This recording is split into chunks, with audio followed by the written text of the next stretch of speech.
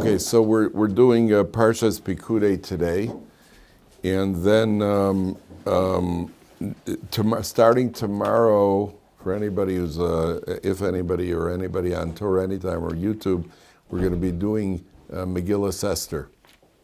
We're going to start Megillah Esther. Next week, Emir Hashem will do one day. We'll do the Parsha of Vayikra, so you have something for Shabbos, and then the rest of the week is going to be the Megillah also.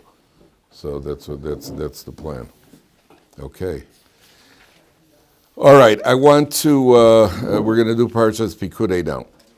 So Parshas Pekudei starts. It's an interesting. It's the count. What page is it? 531. What's that? 531. 531. Okay. The article. Okay. Ele Pekudei HaMishkan Mishkan HaEdus Asher Pukad Al Pi Moshe. This is the reckoning of the Mishkan. Avodas HaLevim Bi'adi Sabar Ben Aaron HaKohen. Now, Avodas HaMishkan, the reckoning means that Moshe Rabbeinu is giving an accounting what happened to all the merchandise. You know, when you have a lot of people donating a lot of materials, you know, well, there's what's it called? Inventory. Taking an inventory, and not only inventory, but inventory, when you have your own private business, you take an inventory and see what you need on your shelves, what's out of stock, what's in stock. That's why here it's not just an inventory; it's a report to everybody to report what's happened to the money. Isn't there a fancy word for that? And when you report what's happened to the money that's been donated, it's not an inventory report. There's a different report for it. Dylan? What would that be called? When you report what you've spent money on, an accounting of what's happened to the money. So the first question over here is that, you know, this is Moshe Rabbeinu. P&L report? This is Moshe Rabbeinu. What's it called? P&L report, profit and loss report? Profit and loss report, yeah, but over here there shouldn't be any loss. We're talking about money that was donated for the mission. There's not supposed to be any loss over here. Now the real question here is, okay, who's giving the report? This is Moshe Rabbeinu, because Moshe Rabbeinu was the one. And I told you that in halacha, and by the letter of the law in halacha, a charity collector, when you donate money, charity collectors do not have an obligation to give a report. We trust them. You give them money, they don't have an. But there is also a concept called the Yisem Nikiyab, which we've spoken about in the past, that you should maintain a clean reputation. And people who donate money, and what you're going to see ironically over here, the report is going to be on the silver and on the copper, but not on the gold. On the gold, there's not going to be any report. On the silver and the copper is why? Why? Think about human nature. That'll be, what do you say? Oh, I don't know if I'm right, but there is a concept when people donate lots of money, they don't ask questions, but like people who donate for $1, they're like... Exactly correct. Exactly correct. The people who gave the gold were the Divei Lev. They're the most generous people. And my experience is the most generous people, you know, they give you the money, they're gone. They're okay with it. They trust you. The guy who gives you you finally manage to squeeze a couple of bucks out of the guy, and I want to know exactly what's going on. The stingier the person, the more what do you call it? Now, I can tell you an incredible medrash. The medrash says that the people looked at Moshe Rabbeinu, and some of the people said, wow, you know, what a high-level person he is. That's how some people looked at Moshe Rabbeinu. Other people looked at Moshe Rabbeinu and said, look how thick his neck is. Look how thick his thighs have become. And their buddies said, sure, yeah, if I was collecting money for the Mishkan, I'd also have thick neck and thigh. You know, that money gets spent on all sorts of the perks and frills and everything else. I mean, there are two views of Moshe Rabbeinu. There are those who looked at Moshe Rabbeinu and saw Moshe Rabbeinu as the man that he was. There are also those who looked at Moshe Rabbeinu and saw him as, you know, I wonder what he's been nipping at. The cynics among us, you know. No, sure. I wonder where it's like in every shul. There's always the guys that, you know, they're the people who are happy to donate to the shul. The other people are just suspecting the rabbi's just nipping money.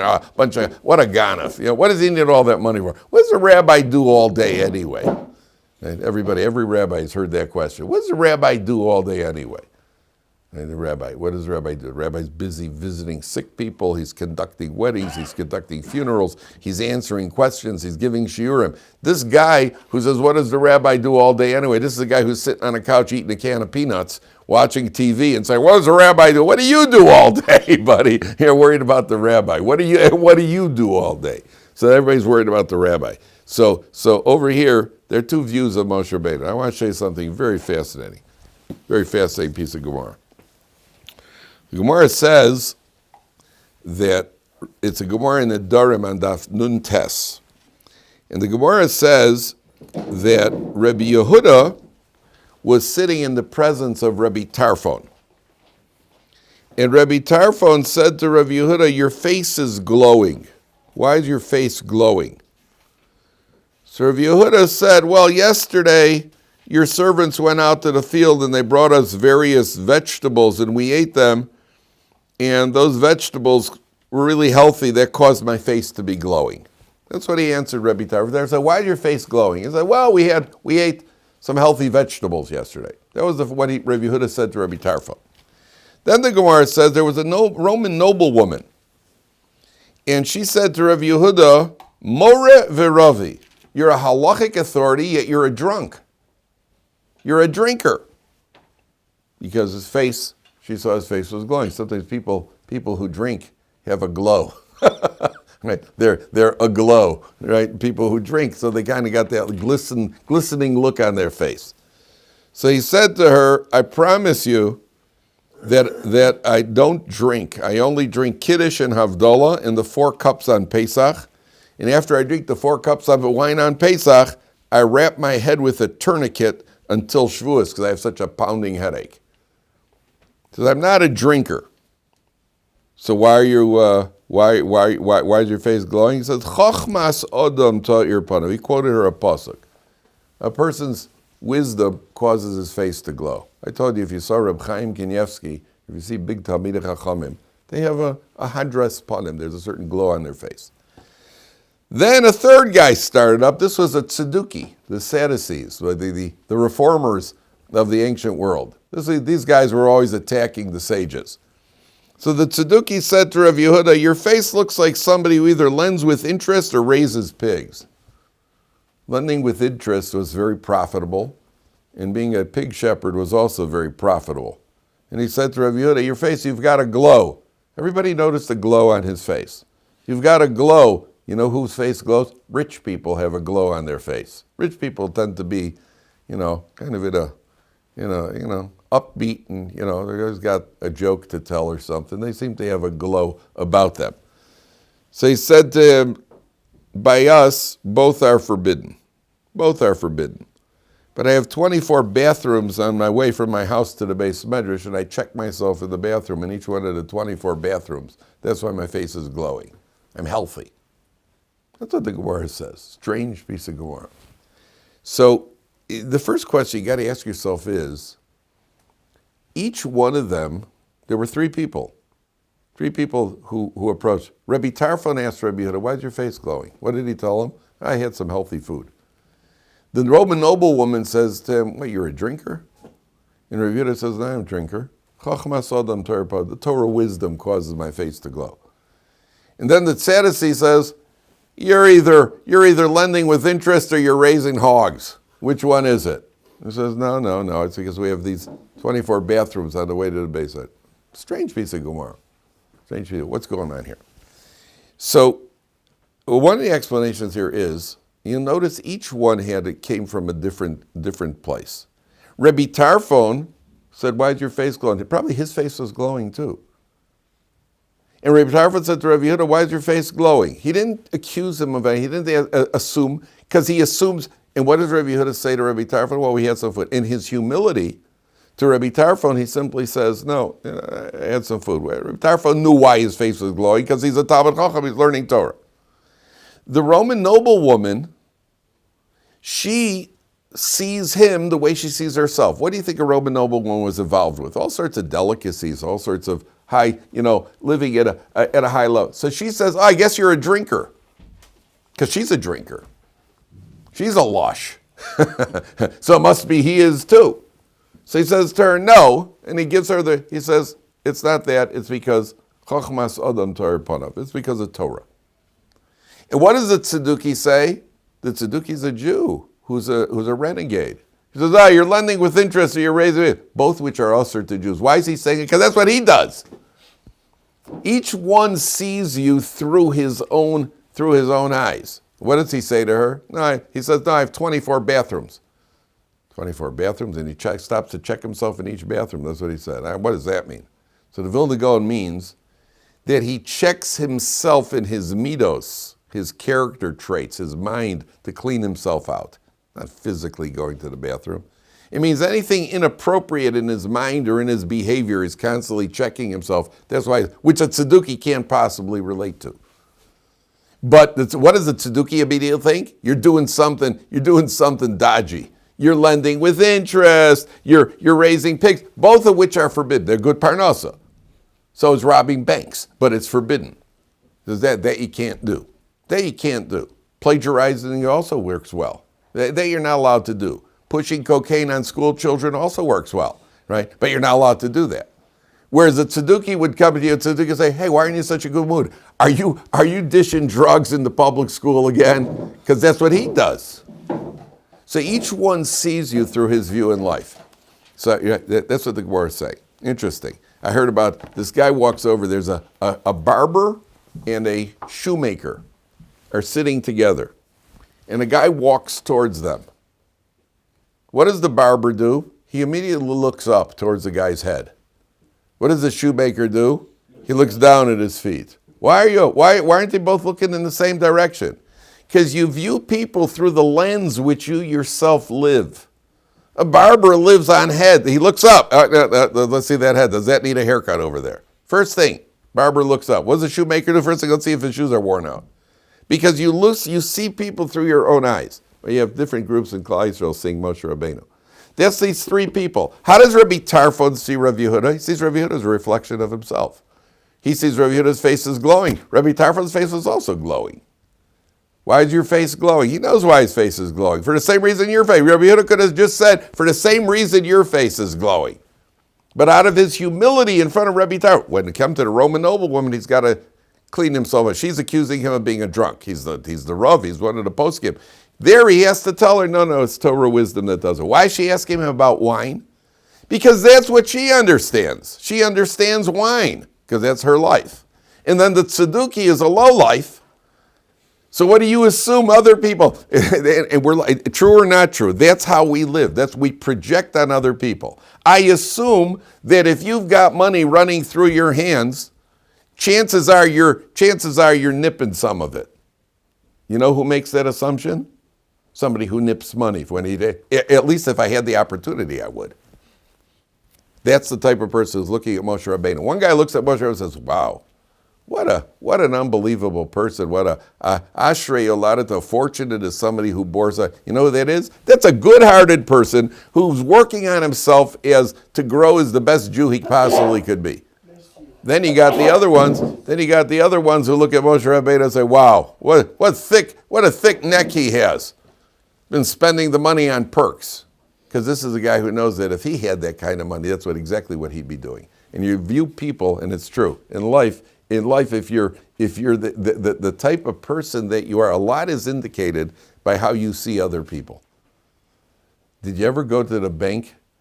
You ever go to the bank and you're waiting? I don't know how banking works nowadays. In the old days, we used to actually walk into banks. I don't know if any of you have ever been in the inside of a bank nowadays, because nowadays you do everything with cards and with phones and with right. So have you ever been inside a bank? When's the last time you were inside a bank? Dylan, when's the last time you were inside a bank? Been a while? When's the last time you were inside a bank? Unfortunately, a few months ago. Bank, so it's all Alex? I had to order some checks a couple months back. Oh, a couple months ago, but that's about it. Before that was a decade ago. No need, because you do everything. Okay, I still go into the bank. How do you like that? I still go into banks. I don't have a phone, and I still actually go into the bank. And once in a while, you go up to the teller. We used to change money, and they'd open the drawer, and you see all that cash. What goes through your mind when you see a drawer full of cash? Nice. Yeah, nice, right? No, nice. Right? What goes through my mind is, I wonder if, now I'm not going to do this, but if she were to turn around for a second, I wonder how much I'd be able to scoop out. That thought has gone through my mind. I haven't done it. See, I'm free. I'm not incarcerated. So I haven't done it. And I wouldn't do it, I think. But it is a fleeting thought. Well, it tells you a little bit about where you're holding. Yeah, a little bit. I wonder if I could, if I had to, if I'd be able to. That's an indication. That's how they're looking at Moshe Rabbeinu, number one. Number two, the Mefarshim take this on a personal level. The same way that they made an inventory on the materials in the Mishkan. Each individual has to make two inventories. We have to take two. You know what an inventory means? You know what inventory? An inventory is when you check your merchandise in a store, what you're missing, what you've spent. We have to do an inventory on how we spend money. That means that Kodesh Baruch Hu gives us money. That means He's given us money to be used. Now, there are basic necessities, there are conveniences, and there are luxuries. A person has to know that if you've been given money by HaKadosh Baruch Hu, it's a difficult thing. We've been given money by HaKadosh Baruch Hu. HaKadosh Baruch Hu expects us to spend responsibly. Do you know that there's a prohibition of bal tashchis? Bal tashchis means not to waste for no reason. Not to just toss things out. All right, another. Bal tashchis, don't just throw it. Don't waste it. Don't break it. Don't ruin things and don't break things. You have leftover food in the house. Wrap it up and put it away well so that you'll be able to use it. Don't just throw it out. They did a study once on what percentage of groceries that people buy, what percentage ends up in the garbage. It's huge. It's astonishing numbers. I think it was something like about 40%. Yeah. A ridiculous amount. Now, I come from a Jewish home. And in a Jewish home, in my home, it was about 0.0091%. And that was only because my parents weren't looking when I threw it out. That was it. Now, nothing got wasted. Nothing. I remember saying to my dad once, I think it was like a little bit of like a bar of soap or something. I said, Dad, what do we? Why don't you just dump it? I said, it's only worth a couple of pennies. So my father said to me, it's not worth a couple of pennies. It's worth another couple of pennies. Not just a couple, it's another couple of pennies.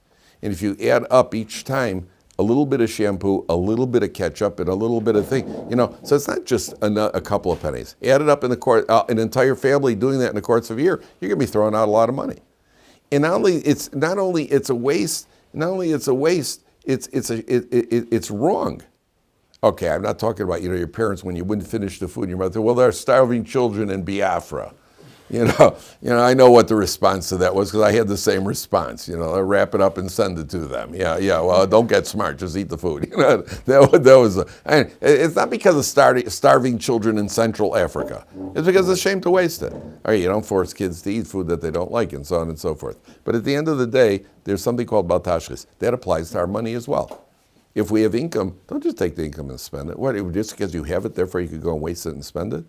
The Torah says don't spend it. So we have to take inventory on how we spend money. Sometimes people make weddings. The amount of waste in Israel, I don't know, and I think in Jewish communities in America also, every wedding hall in Israel has some sort of food relief organization that comes in and takes the leftovers, they package it, and they give it to families that need food. Why don't you throw it out? It's perfectly good food. Perfectly good, and they do it. There are chesed organizations that come in and they take over the food. They wrap it carefully. They make sure that it's hygienic and so on and so forth. In America, I think also. But at the end of the day, a lot of stuff gets wasted.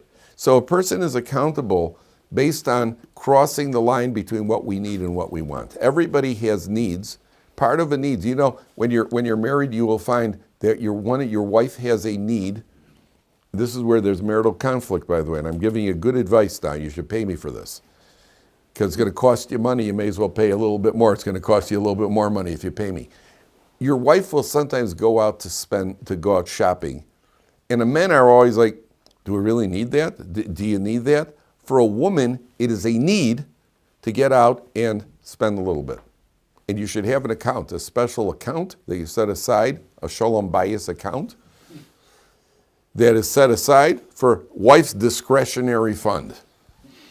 $3 is enough. But wife's discretionary fund. Do you know the Chafetz Chaim said people should make a fund that you put aside money? The Chafetz Chaim said put aside money, a shalom bayis fund. He wasn't kidding. For neighbors. What if your neighbor comes to you and says, you're living in an apartment complex where your neighbor says, or there's an argument about who's supposed to pay for something on the thing? Here's the money. For the sake of shalom, you pay the money. Where do you have that money? And it hurts when you got to take it out of your pocket. But if you set aside a few bucks each week, and when there's an issue with the neighbors, just take it and pay it. And it's he calls it the Shalom Bayis Fund. You should have that in marriage also. But you should realize more than that, it's like a woman needs to go out and spend. There's nothing wrong with it. She goes out and she buys something. And a husband's always, what, another sweater? You need another sweater? Right? When's this going to end? Another one? What's the next thing you know? It's going to be a boat. Men go from sweater to boat very quickly. No, she has a need to buy. And you're wondering, oh my goodness, she's got a closet full of sweaters. She needs another sweater. She doesn't even know how many sweaters she has. She just bought the same sweater. She had 3 of those already. Why is she buying another sweater? Is it very personal for you, Rabbi? What's that? No. Has nothing to do with me. I give her whatever she wants. We'll talk about that later. I need it for counseling. I actually, if you're already asking, so I will tell you, when I first got married, it was the opposite. I was always kind of just throwing money around, and my wife was the one that said, listen, that's not how you treat money. She was the one, but there has been a shift. And the shift happens when kids come along. And all of a sudden, every day there's something else that's needed. Just this morning, I said to my wife, do you need money for this one? I'm very generous. I'm a good. And I said, do you need money today? She goes, no, I already took some out of your wallet. I'm like, what? I immediately ran to my wallet to check to see what's. I knew my wallet seemed lighter, so I immediately ran to see what the damage was. Well, that set me back 300 shekels. So no, but you have to know that just like in all seriousness, that what a man often feels, you buy what you need. I think my father, Olav Shalom, had the same pair of shoes, Shabbos shoes, I think for 30 years, 40 years, the same belt. I mean, the man, he just would not spend on his kids, his grandchildren, on himself. It just, it didn't, until my mother would take something and throw it away, it didn't, and he took care of his stuff, and it didn't, what do you call it? A woman has a need, something just to get out and spend. A little spend, not exaggerate, but that's a need. Each person has different needs. Sometimes a person has a need of vacation. One man needs a vacation, another man just wants to, just for no reason. And therefore, each one has to measure it. But the Torah is telling you, take an inventory of how you spend your own money. Number 2, take an inventory of your own talents and abilities. We have given abilities by HaKadosh Baruch Hu. Every single person in this room has abilities, capabilities, talents. Take an inventory of it. Don't underestimate yourself. You may be capable of much more than you think you probably are.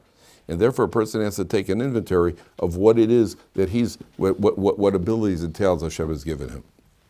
Okay, now, if you take a look at Rashi, so Rashi says, Eile Pekudei HaMishkan, Mishkan HaEdus. Now watch this. It's the second line of Rashi, right column. Eile Pekudei HaMishkan, Mishkan.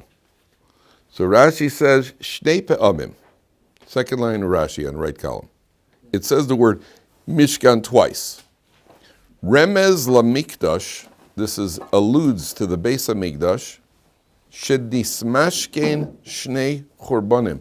The Mishkan was taken as a mashkon, as a security twice, ala vonoseim shel Yisrael, because of the sins of the Jewish people. The Mishkan was taken twice. The Mishkan here alludes to the Beis HaMikdash later on. Now, what's interesting is, let's do some math. Okay? Look at the word Mishkan. Let's do some. A mem is 40. A shin is 300. That's 340. Chaf is 20. So we're up to 360. And a nun is 50. 410. 410 is the amount of time which Beis HaMikdash stood. First Beis HaMikdash. Isn't that interesting? HaMishkan. When you add a hey, so how much does it come up to? 415. How many years did the second Beis HaMikdash stood? 415. No, good, good. 70. 420. So the first one, Mishkan refers to the word Mishkan refers to the first base of Mikdash, which is 410, spot on. The second one, which is 415, refers to the second base of Mikdash, which is 420, which begs a question. 415 and 420, there's 5 that are missing. Yeah, well, that's the 5 your wife took and spent. No. That means five are missing. Right? Which 5 are missing? Interesting, says the Chassam Sofer.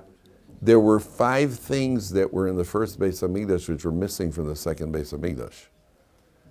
The Aron Kodesh, the Urim V'Tumim, there were 5 things that were missing. I forgot all 5 of them. That were missing that were not there in the second base of Mikdash. So it's only 415, not 420. Now, what does that mean that the Mishkan was taken for the Jewish people? And why, why are you telling me that now? This is like what a downer. We're talking about building the Mishkan over here, and you're telling me a downer. Oh, by the way, this is going to get destroyed by Romans, and the Jews are going to get pillaged. That's what you got to tell me now. We're doing so nicely. We repented from the sin of the golden calf, and why? Says the Torah. You know what? This is actually a benefit. There's a pasuk that says, "Kila Hashem chamoso al eitzim ve'avonim." Hashem took out His wrath on wood and on stones. Had the base of Mikdash has not been destroyed, so who would have paid for it? The Jewish people would have been annihilated. So the base of Mikdash was taken in place of the Jewish people. There was actually, they had needed a punishment. They deserved punishment. Well, there are 2 types of punishment. Hashem is going to take out His wrath on, or so to speak, His wrath on something. The pasuk says, "Kila Hashem chamos al eitim," took it out on the wood and on the stones. Now, we have to appreciate that the Beis HaMikdash was a substitute. The destruction of the Beis HaMikdash, as painful as it was, it could have, if not for that, then it would have been human beings instead. Now, you'll notice over here, this is the one of the keys to the Parsha. If you take a look, take a look at Perek Lamed Ches Pasuk Chaf Zayin. Bottom of 530. Okay. So now, bottom 530, where we are. 2 lines on the bottom. Vayihi ma'as kikar hakesef. They took the 100 talents of silver. Lotsekes es adnei hakodesh. To, how does he translate lotsekes? To cast the adanim of the ve'es adnei haparochas. The adanim are the sockets. Me'as adanim le'me'as hakikar kikar la'oden. So you have at the base of the poles, you have these sockets. How many of these sockets were there? Says the Torah, 100 sockets. The base of the poles, what's holding up the pole are these 100. The foundation of the poles are these 100 sockets called adanim. Now the word adanim certainly has at the root adon. What does adon mean? Master. What is the 100 units of the foundation which acknowledge a master? So coincidentally again, how many brachas are we meant to make every day? 100 brachas. Baruch atah Hashem. The foundation of the Jew in acknowledging the master, it is 100. There are 100 brachas every day. We make 100 brachas every day. Now, if you stop and think of making 100 brachas every day, where are they? So 19 times 3. In the Shemona Esrei, 3 Shemona Esrei is 19 times 3. If you play darts, you should know that. Triple 19 is a 57. That's 57 right there, right? Throwing darts, right? So there's triple 57. Then you have the 14 brachas you make, Shlos Ani Goy, Shlos Ani Osh, Shlos Ani Isha. Then you have benching and making a bracha and a few Asher Yatzers every day. So generally, it's not a problem to get up to 100. Generally, it's not a problem. I know 2 people that I've met in the course of my life who anytime you see them during the course of the day, 2 men I know, anytime you see them in the course of the day, what number are you at? 91, 77. He knows how many brachas he's holding at in the course of a day. Yeah, some people are very focused. Some people are very, very focused. Some people only make 1 bracha. Some people just get up in the morning and say, "Borei pri food," and then they eat all day. They don't. They're just constantly eating. But you're supposed to make 100 brachas a day. Now, what's the point of making 100 brachas a day? Keeps us focused. If you think about a bracha, if you think about what a bracha is, you're making a declaration, Baruch Atah Hashem. You are the source of all blessing, Hashem, who gave me this fruit. You are the source of all blessing, Hashem, who gave me wisdom, or at least a minimal amount of brains. You are the source of all blessing, who helped me to relieve myself smoothly in the bathroom. By the end of the day, now I told you, can you imagine saying it to your mother 100 times a day? Mom, you are the source of my joy. Thank you for folding the towels up. Mom, you are the source of my joy. Thank you for the delicious supper. Mom, you are the source of my joy. Thank you for listening to me when I'm upset. Mom, you're right. Say that to your wife 100 times a day. You are the source of my joy. Thank you for supper. You are the source of my joy. Thank you for keeping me company. You are the source of my joy. Thank you for not using the credit card. You say that to her 100 times a day. That's the most important. That's the one with real kavana. Baruch atah, wife. You are the source of my joy. Then your relationship with the person is a different relationship. If we would say that 100 times when we think about it, when we're saying it to Hashem, your relationship at the end of every Shemona Esrei would be a different relationship. You are the source of all blessing, who will eventually build Yerushalayim, and so on and so forth. So you make 100 brachas a day, that's the foundation of the relationship of the Jew, between the Jew and HaKadosh Baruch Hu. Okay, one more point here. If you take a look in, where is it?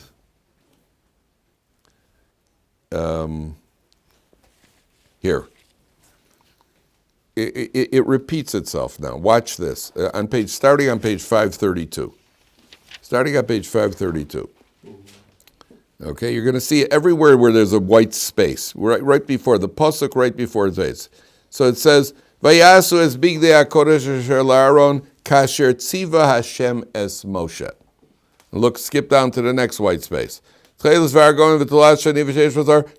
tziva Hashem es Moshe. And then the next time, Kasher tziva Hashem es Moshe. No less than 18 times in the Parsha. They made the ephod, Kasher tziva Hashem es Moshe. On page 534, L'sharis, Kasher tziva Hashem es Moshe. Everything was that Hashem commanded Moshe. Everything was Hashem commanded Moshe. 18 times it says. So there are two lessons here. Lesson number one is that with all these people involved, and with all these hands that were involved, everybody had only one intent. Kasher tziva Hashem es Moshe, as Hashem commanded Moshe. The whole Mishkan is an atonement for the golden calf. But if they would make the Mishkan because it's an atonement for the golden calf, that would be shaloli shma. That would be shaloli shma. It's a nice intention, but it's not the purest intention. What's the purest intention? Kasher tziva Hashem es Moshe. Kasher tziva Hashem es Moshe. More than that. Judaism, as you've noticed already, I'm sure you've noticed, Judaism, there's a lot of precision here. There's a lot of precision. Do you know the halacha says if you put on your tefillin, and your tefillin, the head tefillin, are past the point where your hairline ends, or once ended, as the case may be. Shia, stop laughing. Is your hair where your hairline ends or once ended, as the case may be. I'll get you back, as the case may be. So then the halacha says as if your tefillin are in the bag, as if you left them in the bag. Trying doesn't count. Trying doesn't count. It's like you hit the goalpost. Right? It's not a goal. Good try. It's not a goal. You hit the goalpost. It's got to be precise, above where the hairline ends. If you buy an esrog, if it's got a black dot, one black dot on the esrog, it's puzzle. If the dot is brown, it's kosher. Black, no good. Brown is good. Shabbos. If you end Shabbos a minute too early, person drives his car 1 minute too soon. There's a minute difference. You drive your car a minute too soon, person is liable for the death penalty. One drop of water is missing from a mikveh, and a woman immerses, it's not a valid immersion in the mikveh. Everywhere you look over here, in Judaism, it's a very precise religion. Why does it have to be so precise? So I think I told you the story about this guy and his wife. They go to somebody's house, and the wife serves this delicious apple cinnamon cake. Ooh, and the guys go, "Oh, you like? Yeah, good, me too." Apple cinnamon, the guy's gaga over it. So he tells his wife, do me a favor, that was a great apple cinnamon cake we had. Maybe you could get the recipe. So she calls her friend up, she gets the recipe. She bakes her husband the apple cinnamon cake. He takes one bite. He's like, The guy says, was it good? He's like, That's one of those moments, guys, you gotta be careful. Yeah, don't say anything. She'll get it. She'll get, it was good, it was okay. And she knows, they know. Right? Don't say anything. Okay. So she calls her friend up. She says, "I made the apple cinnamon cake. It didn't come out. Just didn't come out quite the same. Quite the same." She says to her, "Well, did you use those? I told you have to use the special Jonathan apples, for the cake." She goes, "Oh, I didn't have apples. I used pears."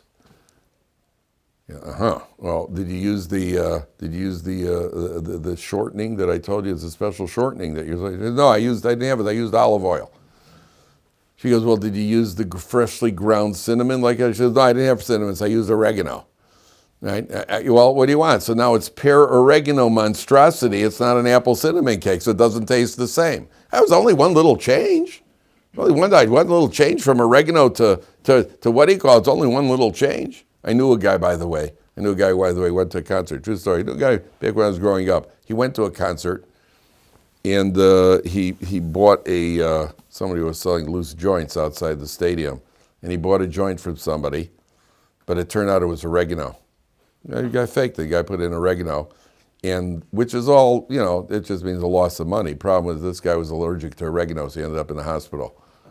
Yeah, how's that call for your parents? Oh, by the way, I smoked some oregano. What? I mean, that's going to be there's a lot of talking to do over there. Well, no, I was out with some friends getting some pizza. I forgot that they. Oh, yeah. And he's the one who gets sliced. Yeah. So what? Yeah. Okay. So you just switched a little bit. No. The answer is that HaKadosh Baruch Hu gave you a formula. HaKadosh Baruch Hu gave you a formula over here, and the formula has to be maintained precisely. And if you veer off from the formula that HaKadosh Baruch Hu gave, Kasher Tziva Hashem es Moshe, Kasher Tziva Hashem es Moshe, Kasher Tziva Hashem es Moshe. And that's ultimately the lesson from Parsha's Pekudei, is that our job in life is Kasher Tziva Hashem es Moshe. Do what we're told to do with all the instruction, and that's the greatest praise for Jewish people. Okay, we're going to stop here. So anybody who joined in on Torah Anytime or on what's it called, YouTube, starting tomorrow, Be'ezer Hashem, we're going to be doing Megillas Esther. Bring the Chumash, and the Megillas Esther is in the Chumash. We're going to try to do as much of it as in the text as we can. I'll probably skip around a little bit, but just to get the basic storyline. And hopefully we'll get it finished by Purim.